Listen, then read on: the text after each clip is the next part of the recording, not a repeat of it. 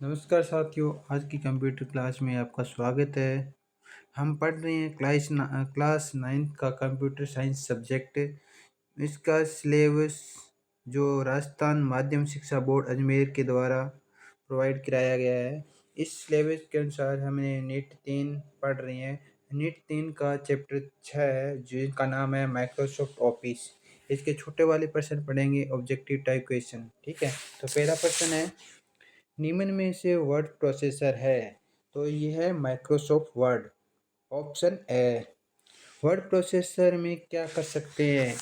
अक्षरों का आकार को छोटा बड़ा, पेज में हेडर फुटर डाल सकते हैं, शब्दों की स्पेलिंग जांच कर सकते हैं, यानी उपरोक्त सभी।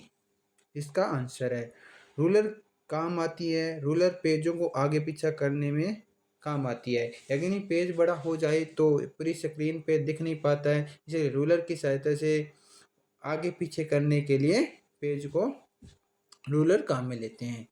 हेडर के लिए स्थान होता है। हेडर पेज के ऊपरी हिस्से पर होता है। ऑप्शन बी इसका राइट आंसर है। पेज की आकृति हो सकती है।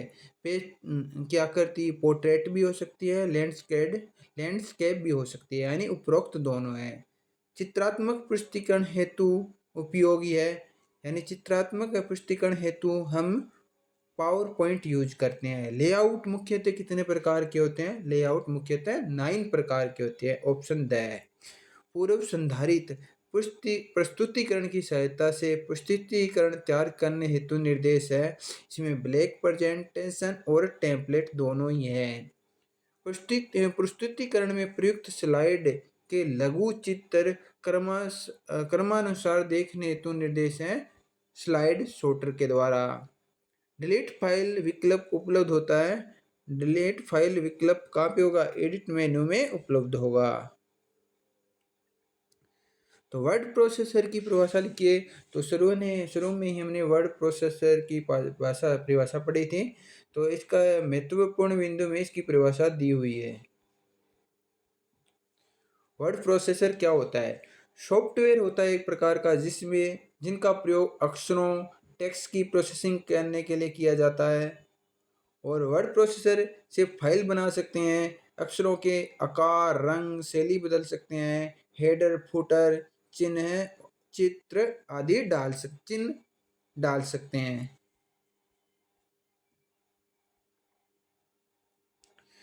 तो नेक्स्ट क्वेश्चन है हमारा, माइक्रोसॉफ्ट वर्ड में फाइल को स्टोर करने के लिए शॉर्टकट कुंजी कौन सी है? तो फाइल को सेव करने के लिए Ctrl+S शॉर्ट की दबाने से हमारी फाइल सेव हो जाएगी, स्टोर हो जाएगी Ctrl+S के साथ में। सुपरस्क्रिप्ट और सबस्क्रिप्ट किसे कहते हैं? इसको हमने पहले ही पढ़ लिया है और पढ़ लेते हैं। ये महत्वपूर्ण बिंदु में दिया हुआ है। सबस्क्रिप्ट या सुपरस्क्रिप्ट। सबस्क्रिप्ट या सुपरस्क्रिप्ट अक्षरों को लाइन के ऊपर लिखने या सुपरस्क्रिप्ट है। लाइन के ऊपर लिखने पर तो हम सुपरस्क्रिप्ट कहते हैं, और लाइन के नीचे लिखने को सबस्क्रिप्ट कहते हैं। जैसे x की पावर 2, x की सर के ऊपर 2 लिखते हैं तो x की पावर 2 ये सुपरस्क्रिप्ट होता है। और x के पैर के अंदर में 2 3 जैसे नंबर लिखेंगे तो वो क्या होगा? सबस्क्रिप्ट कहलाएगा।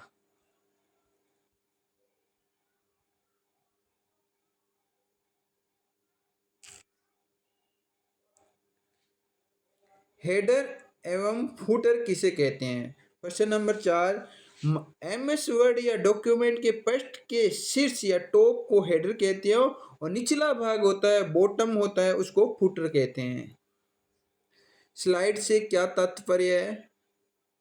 क्वेश्चन नंबर 6, स्लाइड एक पेज या स्क्रीन होता है, एक फ्रेम होता है जिसमें हम चार्ट्स टेक्स्ट जानकारी चित्र वीडियो ऑडियो होते हैं। यह आम तौर पर प्रेजेंटेशन में उपयोग किया जाता है, जैसे माइक्रोसॉफ्ट पावर पॉइंट और गूगल स्लाइड।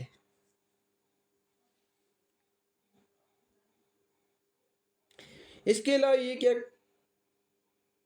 करता है? ये लेआउट मार्जिन और फॉर्मेटिंग को सही करने में मदद करता है।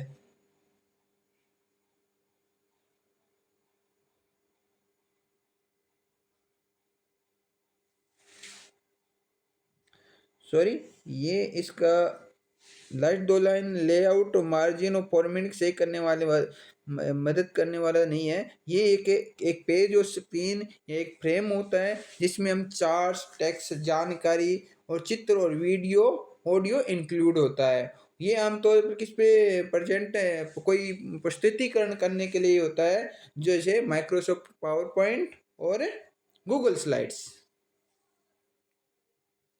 प्रिंट प्रीव्यू की क्या उपयोगिता है? प्रिंट प्रीव्यू पढ़ेंगे हम। प्रिंट प्रीव्यू क्या होता है, यानी प्रिंट प्रीव्यू की परिभाषा पढ़ते हैं पहले। दस्तावेज को प्रिंट करने से पहले हम देख सकते हैं ताकि गलतियों को सुधारा जा सके। इससे क्या होता है, हमारा समय, स्याही और कागज की बर्बादी बच जाती है। ये हमारे जो प्रिंट का लेआउट होता है, मार्जिन होता है, फॉर्मेटिंग को सही करने में मदद करता है। स्लाइड लेआउट कितने प्रकार के होते हैं? स्लाइड लेआउट 9 प्रकार के होते हैं। रिहर्स टाइमिंग से क्या तात्पर्य है? रिहर्स टाइमिंग ये माइक्रोसॉफ्ट पावर पॉइंट की एक ऐसी सुविधा है जिसका उपयोग प्रेजेंटेशन के दौरान प्रत्येक स्लाइड पर लगने वाले समय को रिकॉर्ड करने और निर्धारित करने के लिए किया जाता है। यह स्वचालित स्लाइड शो सेट करने में मदद करता है। स्वचालित स्लाइड शो सेट करने में मदद करता है जिससे मैन्युअल रूप से करने की आवश्यकता नहीं होती। ये स्लाइड शो को स्वचालित यानी ऑटोमेटिक स्लाइड शो को सेट करने में मदद करता है जिससे मैन्युअल रूप से कोई क्लिक करने की आवश्यकता नहीं रहती है। तो लास्ट क्वेश्चन है, स्लाइड में चित्र कैसे इंसर्ट करते हैं? तो बुक के अनुसार हम इसको पढ़ेंगे। तो इसके लिए एक टॉपिक दिया हुआ है, उस पर हम चलते हैं।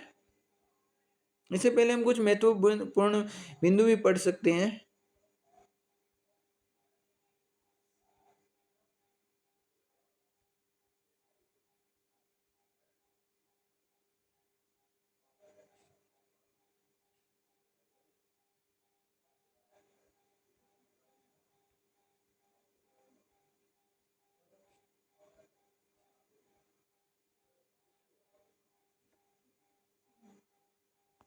इंसर्ट मेनू में इसका ऑप्शन मिलता है। इंसर्ट मेन्यू में new slide, date, time, page number, slide from file, slide from outline, clip art, और ये आ गया इंसर्ट पिक्चर। ये सभी इंसर्ट मेन्यू में होते हैं।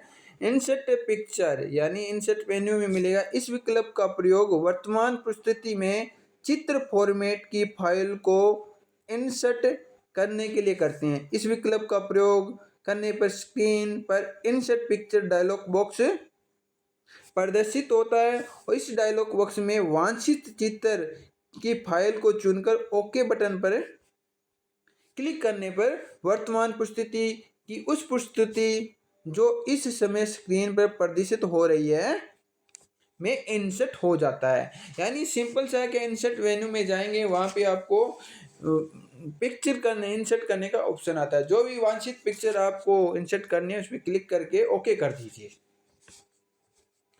तो आज की क्लास में इतना ही। मिलते हैं नेक्स्ट क्लास में नए टॉपिक के साथ में। शुभ दिन।